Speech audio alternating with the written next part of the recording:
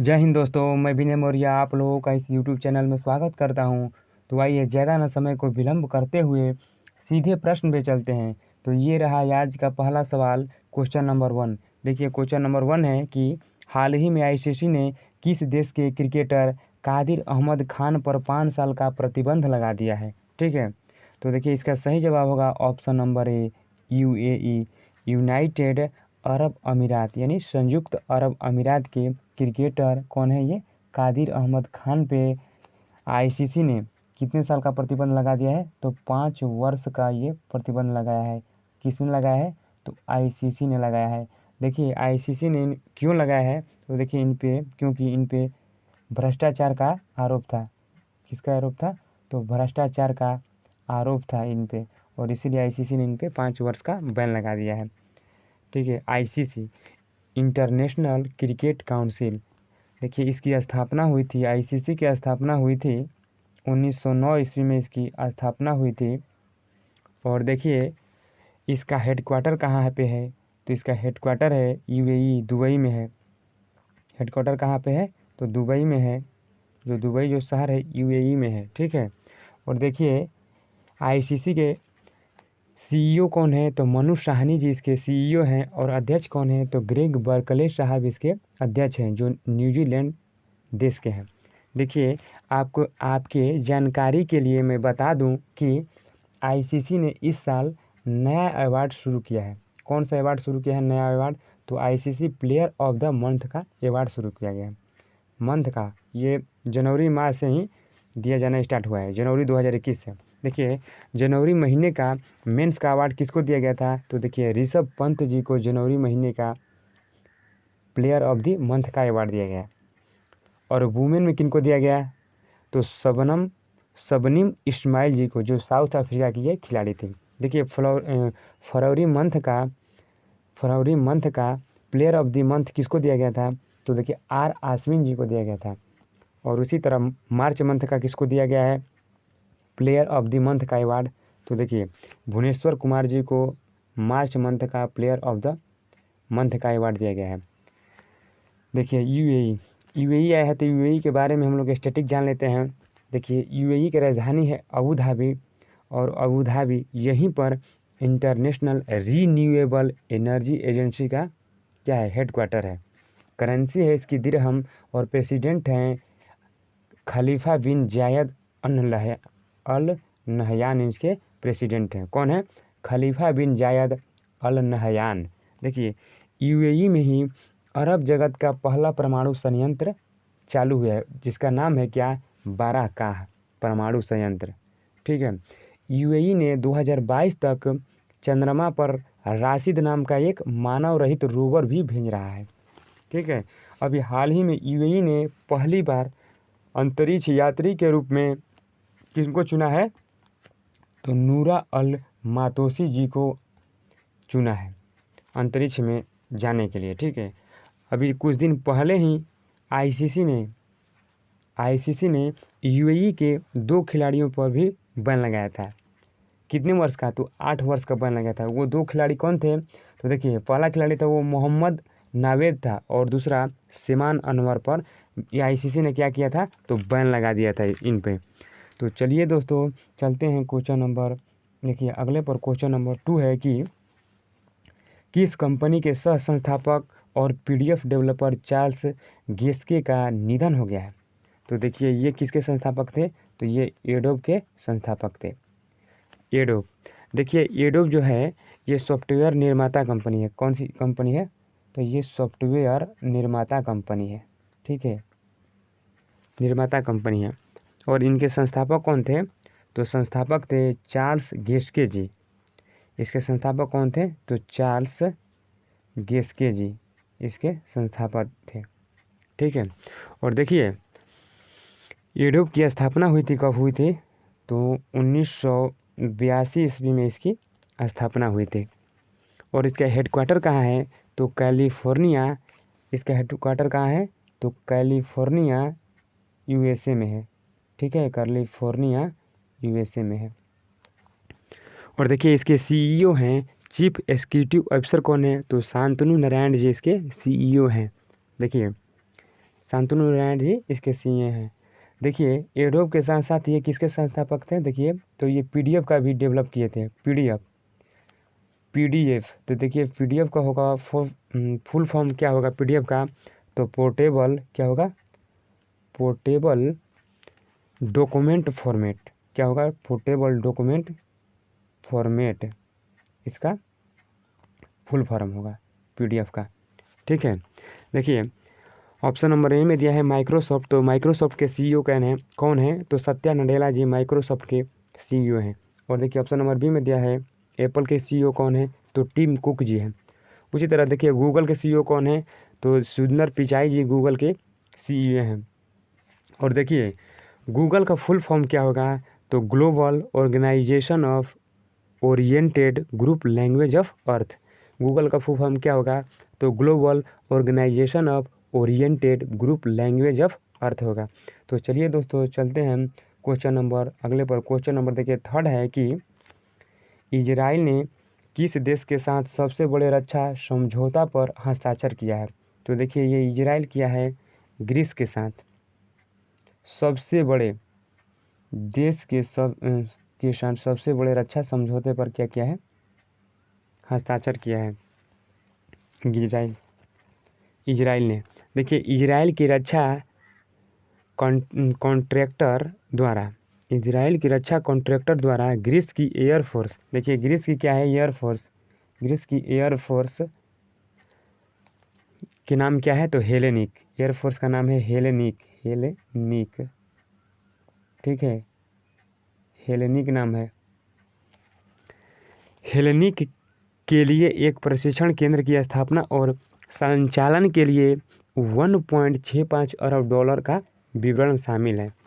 देखिए ये जो रक्षा समझौता हुआ है इसका मुख्य उद्देश्य क्या है कि दोनों ही देशों के बीच राजनीतिक और आर्थिक संबंधों को बढ़ावा देना ही इसका मुख्य उद्देश्य है। ठीक है, और देखिए ग्रीस आया तो ग्रीस के बारे में जान लेते हैं। ग्रीस की राजधानी है कहाँ, एथेंस। ग्रीस की राजधानी है एथेंस, और एथेंस में ही पहली बार ओलंपिक की शुरुआत हुई थी। कहाँ पे हुई थी, तो ओलंपिक की शुरुआत हुई थी कहाँ पे, तो एथेंस में ही हुई थी। कब हुई थी, तो देखिए हुई थी आपकी 1896 ईस्वी में, 1896 ईस्वी में ये ओलंपिक की शुरुआत हुई थी। देखिए ग्रीस का करेंसी है आपका यूरो, करेंसी क्या है,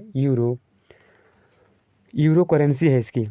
और देखिए यहाँ की पहली महिला राष्ट्रपति कौन है, तो कातेरीना किल्ला जी यहाँ की पहली महिला राष्ट्रपति हैं। ठीक है, अब देखिए इजराइल है, तो इजराइल के बारे में कुछ दो चार स्टैटिक पॉइंट जान लेते हैं। देखिए इजराइल की राजधानी है यरूशलेम, और जेरूशलेम शहर को पवित्र भूमियों का देश कहा जाता है, होली लैंड कहा जाता है। देखिए इसका करेंसी है न्यू शेकेल करेंसी है। और पीएम कौन है यहाँ के इजराइल के, तो बेंजामिन नेतन्याहू जी यहाँ के पीएम है। और गुप्तचर संस्था कौन है यहाँ पे, तो मोसाद यहाँ की गुप्तचर संस्था है। दुनिया का पहला देश ये क्या है, बन गया है जहाँ मास्क न पहनने का आदेश दिया गया है, क्योंकि वहाँ पे कहने का मतलब 81% से अधिक लोगों को वहाँ पे टीकाकरण हो चुका है, और आबादी भी यहाँ की कम है इसी के कारण। देखिए अभी हाल ही में इजराइल और यूएई के बीच एक समझौता हुआ था, इजराइल और यूएई के बीच एक समझौता हुआ था। ठीक है, कौन सा समझौता हुआ था, अब्राहम समझौता हुआ था। इजराइल और यूएई के बीच कौन सा समझौता हुआ था, अब्राहम समझौता हुआ था। तो इसकी मध्यस्थता किसने किया था, तो अमेरिका ने किया था। तो चलिए दोस्तों चलते हैं क्वेश्चन नंबर अगले पर। क्वेश्चन नंबर देखिए फोर्थ है कि हाल ही में किस राज्य सरकार ने 5 से अधिक लोगों के इकट्ठा होने पर प्रतिबंध लगा दिया है, तो देखिए वो राज्य है हरियाणा। हरियाणा राज्य ने सरकार ने क्या किया है कि कोविड मामले को देखते हुए ये फैसला लिया है।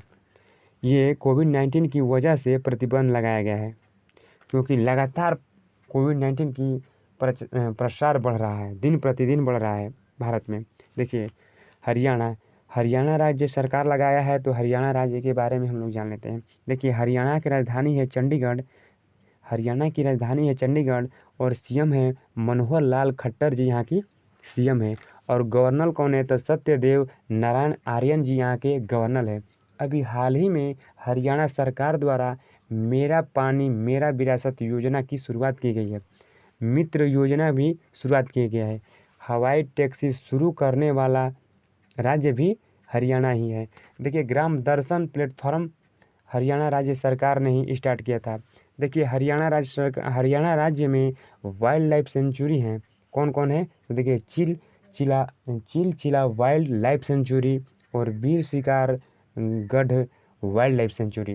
देखिए, अभी हाल ही में हरियाणा राज्य सरकार ने बेटी बचाओ बेटी पढ़ाओ योजना शुरू किया था। कब शुरू किया था, तो 23 सितंबर 2018 ईस्वी को कहाँ से शुरू किया गया था, तो पानीपत हरियाणा से शुरू किया गया था। देखिए, पानीपत हरियाणा से ही हरियाणा। देखिए, हाल ही में खेलो इंडिया यूथ गेम्स का चौथा संस्करण कहाँ पे होने वाला है, तो पंचकुला हरियाणा में ही होने वाला है।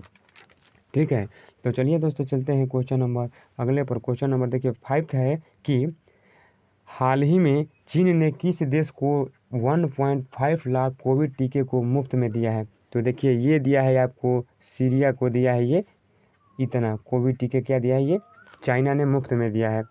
ठीक है, तो देखिए ये सीरिया जो देश है सीरिया, तो ये कहाँ एशिया महाद्वीप में स्थित है। और सीरिया की राजधानी कहाँ है, तो सीरिया की राजधानी है दमिश्क। सीरिया की राजधानी है दमिश्क। और दमिश्क जो शहर है, विश्व की सबसे पुरानी राजधानी कौन सी है, तो ये दमिश्क ही है। विश्व की सबसे पुरानी राजधानी दमिश्क ही है। देखिए, सीरिया की करेंसी है पाउंड। सीरिया की क्या है, करेंसी पाउंड है। देखिए, अभी हाल ही में सीरिया देश में, ठीक है, किसके द्वारा, तो देखिए रूस के द्वारा एयर स्ट्राइक हुई थी। और एयर स्ट्राइक में लगभग सीरिया के 200 आतंकवादियों को रूस ने मार गिराया था। कुछ दिन पहले की ही ये न्यूज़ है। देखिए, चीन आया तो चीन के बारे में कुछ स्टैटिक जानकारी ले लेते हैं। देखिए, चीन की राजधानी है बीजिंग और करेंसी है यहाँ की रेमन मिनबी यहाँ की करेंसी है। और राष्ट्रपति हैं शी जिनपिंग राष्ट्रपति हैं। और चीन का शोक वांगहो नदी या पीली नदी को कहा जाता है। और एशिया की सबसे लंबी नदी यांगटिसिकियांग नदी है। और इसी नदी के किनारे स्थित है कौन, शंघाई शहर स्थित है। शंघाई शहर स्थित है। देखिए, ये क्लीन योर प्लेट अभियान कहाँ पे शुरू किया गया था, अभी चाइना ने ही शुरू किया था। देखिए, चीन को एशिया का मरीज कहते हैं। देखिए, डॉक्टर सन्यास सेन जी को चीन का राष्ट्रपिता कहा जाता है।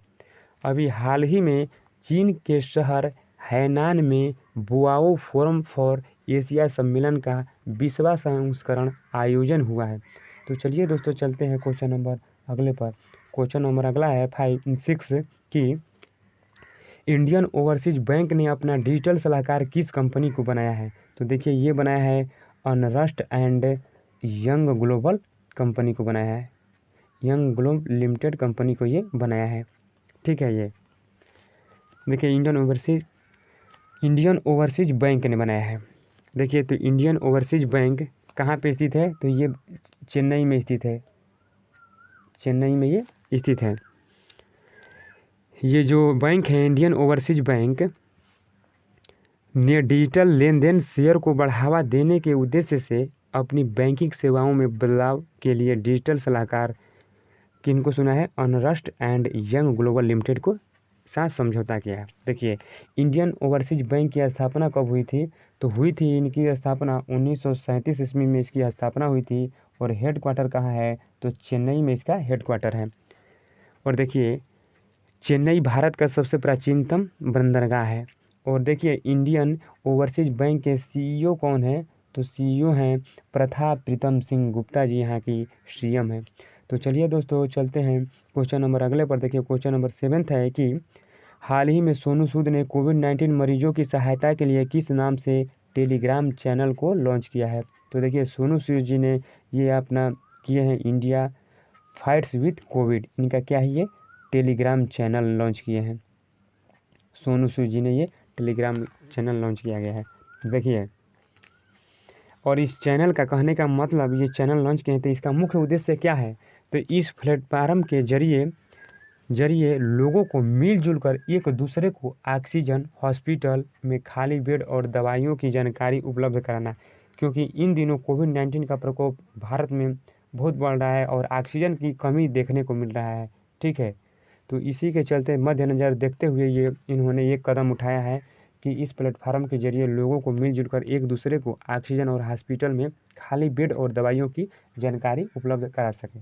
कहने का मतलब, ठीक है। अभी देखिए सोनू सूद जी की एक पुस्तक थी, आई एम नो मसीहा, इनकी ही पुस्तक थी। देखिए सोनू सूद जी को चुनाव आयोग ने उन्हें स्टेट आइकन चुना था, स्टेट आइकन चुना था। देखिए फोर्ब्स ने लीडरशिप अवार्ड से इनको सम्मानित किया गया था। किनको? तो सोनू सूद जी को।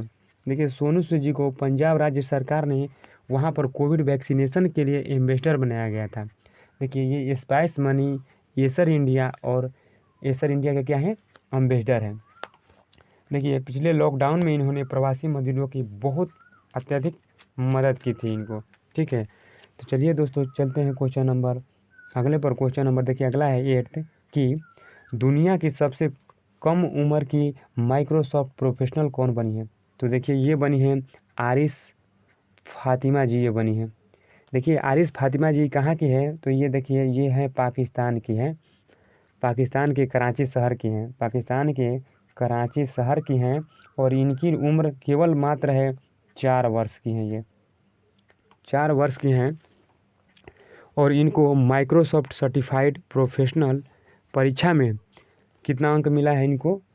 तो देखिए 831 अंक मिला है। आरिफ फातिमा सबसे कम उम्र की माइक्रोसॉफ्ट प्रमाणित पेशेवर बनी है। देखिए माइक्रोसॉफ्ट जो कंपनी है ना, अक्सर ऐसा टेस्ट बच्चों से रिलेटेड कराता है और इन्हें सम्मानित भी करता है। देखिए माइक्रोसॉफ्ट, तो माइक्रोसॉफ्ट आया तो माइक्रोसॉफ्ट के बारे में जान लेते हैं। देखिए माइक्रोसॉफ्ट की स्थापना किसने की थी? तो पाल एलन और बिल गेट्स ने की थी। कौन? तो पाल एलन और बिल गेट्स ने की थी। देखिए इसकी स्थापना कब हुई थी? तो 1975 ईस्वी में इसकी स्थापना हुई थी। 1975 ईस्वी में इसकी स्थापना हुई थी। और देखिए इसका हेडक्वार्टर कहाँ है? तो वाशिंगटन डीसी में इसका हेडक्वार्टर है, वाशिंगटन डीसी। और वाशिंगटन डीसी पोटोमेक नदी के किनारे स्थित है। देखिए ऑप्शन नंबर बी में दिया है अंजलि भारद्वाज। अंजलि भारद्वाज जी को एंटी करप्शन अवार्ड से इनको सम्मानित किया गया है। ठीक है, देखिए दीपिका पादुकोण जी को ये वर्ल्ड इकोनॉमिक फोरम के द्वारा इनको दीपिका पादुकोण जी को इनको ये अवार्ड दिया गया था। वर्ल्ड इकोनॉमिक फोरम के द्वारा इनको एक अवार्ड दिया गया था। कौन सा अवार्ड? तो क्रिस्टल अवार्ड, क्रिस्टल अवार्ड से इनको सम्मानित किया गया है दीपिका पादुकोण जी को। और ये सोमा मंडल क्या है? तो सेल की ये पहली महिला अध्यक्ष हैं, सोमा मंडल बनी है। तो चलिए दोस्तों चलते हैं क्वेश्चन नंबर देखिए अगले पर। क्वेश्चन नंबर देखिए 9 है कि हाल ही में किस देश की लापता पनडुब्बी KRI नागला 402 के डूबने की घोषणा की गई है? तो देखिए ये घोषणा की गई है इंडोनेशिया। देखिए ये KRI नागला 402 ये किस देश की पनडुब्बी है? तो ये पनडुब्बी है आपकी इंडोनेशिया की ये पनडुब्बी है। और देखिए ये लापता पनडुब्बी हो गई थी और इसको लापता हो गई थी और कुछ दिन पहले ये खबर आई है कि जो पनडुब्बी लापता हुई थी उनमें 53 नाविक थे और ये मारे गए। देखिए ये इसकी कहने का मतलब, इंडोनेशिया के सेना प्रमुख जो थे ना, हादी जहादत के अनुसार जो ये जहाज पनडुब्बी है KRI नागला को अंतिम बार यानी सबसे लास्ट बार कहाँ पे देखा गया था? तो बाली द्वीप के पास इसको देखा गया था इसको। और देखिए बाली द्वीप के तट पर इस जहाज़ को देखा गया था। और देखिए उसी स्थान के समीप तेल के साथ साथ, कहने का मतलब वहाँ पे तेल के साथ साथ क्या मिला है? तो मलबा कुछ मिला है, पनडुब्बी पार्ट का कुछ मिला है। इससे जो स्पष्ट होता है कि KRI नागला 402 क्या हुआ? डूब गया है। ठीक है, देखिए इंडोनेशिया की राजधानी है जकार्ता और करेंसी क्या है? रुपया है। और प्रेसिडेंट कौन है? तो जोको विडोडो जी यहाँ के प्रेसिडेंट हैं। तो चलिए दोस्तों चलते हैं क्वेश्चन नंबर अगले पर देखिए। तो क्वेश्चन नंबर देखिए अगला है कि कृषि और किसान कल्याण मंत्रालय ने किस वर्ष तक सरसों के उत्पादन को 17 मिलियन टन करने का लक्ष्य रखा है। तो देखिए ये लक्ष्य रखा है हम लोगों ने, देखिए 2025 से 2026 तक कितना रखे हैं हम लोग ने लक्ष्य, तो 17 मिलियन टन हम लोगों ने लक्ष्य रखा है कि 17 मिलियन टन 2025-26 तक हम लोग उत्पादन कर देंगे। देखिए कृषि किसान कल्याण मंत्रालय के मंत्री कौन है, तो देखिए कल्याण मंत्रालय के मंत्री हैं नरेंद्र सिंह तोमर जी। कौन है, तो नरेंद्र सिंह तोमर जी हमारे कृषि कल्याण मंत्रालय के मंत्री हैं। देखिए इंडिया जो है ना, हम लोग का भारत है जो खाद्य तेल की ज़रूरत का लगभग 70% आयात करता है, यानी खरीदता है, दूसरे देशों से खरीदते हैं हम लोग, और इनमें से पाम ऑयल सबसे अधिक है, ज़्यादा खरीदते हैं। देखिए इंडोनेशिया जो शहर है विश्व का सबसे बड़ा पाम ऑयल उत्पादक और निर्यातक देश दोनों है। देखिए वर्तमान में राजस्थान भारत में कुल सरसों का 40.82% का उत्पादन करता है। ठीक है, देखिए देश का सबसे अधिक सरसों उत्पादक राज्य कौन है, तो ये राजस्थान ही है, अपना राजस्थान। देखिए सरसों के उत्पादन यानी तिलहन के उत्पादन के लिए पीली क्रांति की क्या हुई थी, शुरुआत हुई थी 1896 ईस्वी में हुई थी। किसके कार्यकाल में, तो राजीव गांधी के कार्यकाल में पीली क्रांति की शुरुआत हुई थी। देखिए ये इम्पोर्टेंट प्रश्न हुआ कि पीली क्रांति के कहने का मतलब जनक कौन है, तो देखिए जनक है इनके सैम पित्रोदा। कौन है, तो सैम पित्रोदा जी इनके जनक हैं।